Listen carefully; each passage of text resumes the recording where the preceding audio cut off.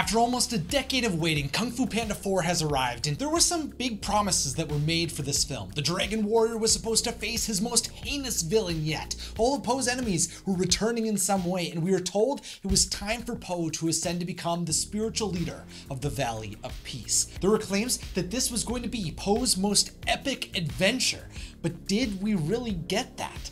Well, I don't think so. I have to be transparent. The more I think about Kung Fu Panda 4, the more disappointed I am with what we got. Trust me, I hate saying that because I love Kung Fu Panda. Across the original trilogy, I was inspired by Po. We saw him learn to believe in himself, find peace with his past, and discover that he could be a leader. Po didn't have to become cold and calculating to be a hero. The hero of Kung Fu Panda had joy in his life. He cherished his family, and every once in a while he indulged in the occasional dumpling. And none of that restricted him from being capable of doing what was right. There was so much maturity, heart, and care put into all three of the original movies, each one built upon the ideas from the last one in interesting and new ways, and it was all propelling Po to evolve into a powerful warrior who never sacrificed who he was. As someone who continues to be insecure because of my lifelong nerdy passions for animation and making videos, the message that you are the most powerful version of yourself by being who you are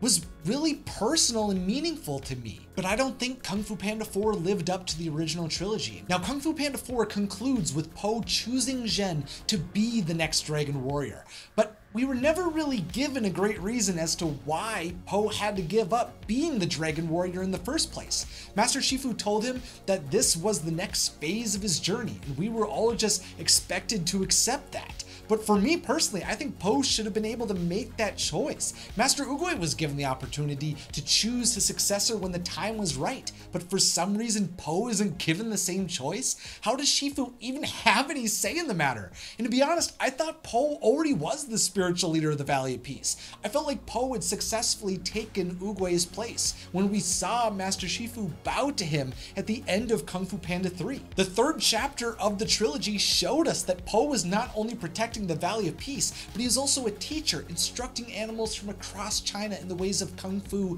and Qi. But Kung Fu Panda 4 claimed otherwise. But what about Zhen? Regardless of why Po is passing on the role to her, do I think she's a good successor? Well, I think Zhen was put in an impossible position to be universally beloved because making Zhen Po's successor meant that we would all automatically compare her to Po, Master Oogway, and any other Kung Fu warrior who could have been the Dragon Warrior. Like, is Zhen wiser than Oogway? No. Is she more passionate and committed to Kung Fu than Po was in the original movie? No. Did she show more bravery, loyalty, and compassion compared to Po's best friends, the Furious Five? No. I think Po and Zhen's friendship was built up nicely, but I don't think we were given enough of a reason for Po to choose Zhen as the legendary Dragon Warrior. And since I brought up the Furious Five, we have to talk about them. I gotta say it, you know a sequel is not in a good place when you have to explain away at the beginning of the movie why important characters are not gonna be present in the movie. Like, seriously? The Furious Five are all kicking butt across China, all on separate missions, all at the same time? It just felt like such an unimaginative explanation to get rid of all of these fan favorite characters. It was painful that they were left out after they've been by Po's side through all of his ups and downs. And to be cynical for a second, it seemed more like a way for the studio to avoid paying A-list actors to return and for the new filmmakers to do anything they want, instead of being an authentic explanation for the story. I would like to say though that I am glad the Furious Five will help train Zhen on her path. I loved seeing them all training on the big screen in the training hall, but I wish we could have got more time with them. What about the Chameleon though? Was she epic and bodacious? Unfortunately, I don't think she reached the same heights as other villains from the past.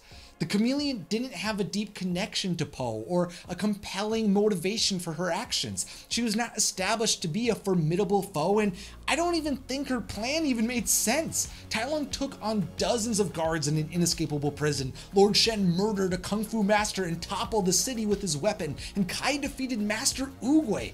But more often than not, we weren't shown how powerful the Chameleon was, we were told. I mean, she was apparently the boss of a criminal organization, but the worst thing it seemed like she did was push someone down the stairs. Of course though, the Chameleon was convinced that she would be unstoppable once she had the kung fu of every master villain. But clearly that wasn't the case, and I feel like it's pretty obvious why. How could the Chameleon not realize that Po had already defeated all of those foes? The reason they were in the spirit realm was because Po learned all of their moves and skills and figured out how to take them down. And I have to be honest, once I thought of that, it kind of obliterated any threat she ever posed. Of course the Chameleon was never going to win. The Dragon Warrior didn't have to learn anything to know how to beat her. Why the Chameleon never targeted heroes with sorcery? I have no clue. If she would have taken Master Oogway's kung fu or the kung fu of any fallen heroes, that would have changed things, but she didn't even try to steal Po's kung fu, and she literally gave him back the Staff of Wisdom, which he inevitably used to defeat her. It's just completely unsatisfying to watch a villain making illogical decisions that lead to their own downfall. I felt like the Chameleon made bad decision after bad decision, and for what? Why was she even trying to take over China?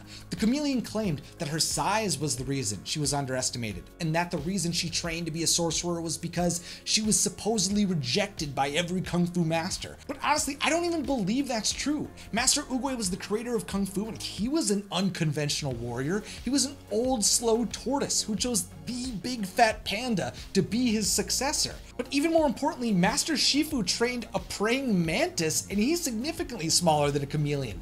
So the chameleon's whole explanation for being wronged by kung fu doesn't even make sense in the context of the Kung Fu Panda world. Now, the chameleon did have a connection to Zhen. Apparently Zhen was raised to be the chameleon's apprentice, but I never felt like there was that much history between them. We only got to see Zhen interact with the chameleon once doubt had already formed in Zhen's mind, so we have no clue what their relationship was like when Zhen was a loyal follower, which meant Zhen's betrayal just wasn't very impactful for me. The chameleon did have a formidable army though, right? I mean, I suppose so, but I didn't find them intimidating, especially in comparison to Lord Shen's wolf army from Kung Fu Panda 2. And honestly, I felt like a lot of what happened with the chameleon's lizard army battling the criminals didn't really go anywhere. And the same thing can be said for everything to do with Po's fathers. Mr. Ping and Li were shown to be worrying about Po's well-being, but I didn't feel like their concern was depicted in a serious way. I believe there could have been an interesting way to show that they were traumatized from the events of Kung Fu Panda 3. I mean, they saw Po sacrifice himself to save their lives. They thought they saw their son die. But of course, that was never brought up. Their concerns were played off for jokes. But even more than that, what gets under my skin is how Li is depicted in Kung Fu Panda 4. Po's biological father was introduced to us in Kung Fu Panda 2 as a fearless father who permanently scarred the leader of Shen's wolf army with a massive hammer to protect his wife and son. And in Kung Fu Panda 3, he was shown to be capable of fighting off Kai's army of zombies. We saw him being willing to study Qi, and we witnessed him training in Kung Fu even with his panda asthma. So why would he be frightened by some bar thugs? The whole dad's adventure to the city didn't impact the story and took the characters in directions that didn't feel in line with their natural progression. And the same thing can be said for Tai Lung and the rest of the villains who returned. When I found out that Tai Lung, Lord Shen, and Kai were all returning, I was ecstatic with the possibilities. But again, unfortunately, I didn't feel like this was done in a meaningful way. The villains were pulled out of the spirit realm, were immediately stripped of their kung fu, and then when Po defeated the chameleon, all of the villains suddenly were grateful and bowing to Po? Like, really? All ill will was eliminated after Po skadooshed them out of existence? I mean, of course it was a cool moment on paper, but in execution, I just didn't buy it knowing all of their backstories. I don't think the concept was given a chance to be explored and developed in an adequate way. Bringing the villains back felt more like fan service and marketing material instead of being an integral plot point. I don't feel like the source material from the original trilogy was respected in Kung Fu Panda 4. I actually feel like my investment into the saga harmed my ability to enjoy the fourth movie. because I knew in real time everything that was going wrong before my eyes. There were sideline characters, meaningless side plots, a villain without a strong purpose, unsatisfying fan service, and I mean, they didn't even track the continuity of Shifu's staff. He inherited it from Oogway, it was broken by Tai Lung, and he mended it. It's supposed to be wrapped, and it's not in the final version of Kung Fu Panda 4. How are millions of dollars being poured into this film, yet the stewards of the world ignore aspects of Kung Fu Panda that we as fans remember? I'm not saying that if I was given the resources right now that I could create a better movie than all of the writers, directors, story artists, and producers who brought Kung Fu Panda 4 to life.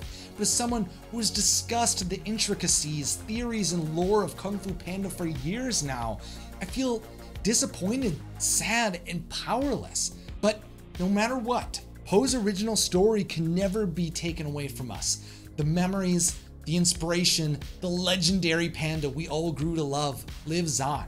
And I'm appreciative that at least we have that. But now I'd love to turn the conversation over to you. What did you think of Kung Fu Panda 4? Let me know in the comments or over on our private Discord server, which you can gain access to by clicking the join button and becoming a member. Of course, if you'd like to stay up to date with all of the Kung Fu Panda 4 videos that are coming up, consider subscribing. And finally, I'm Isaac Carlson. Thanks for watching and have a magical day.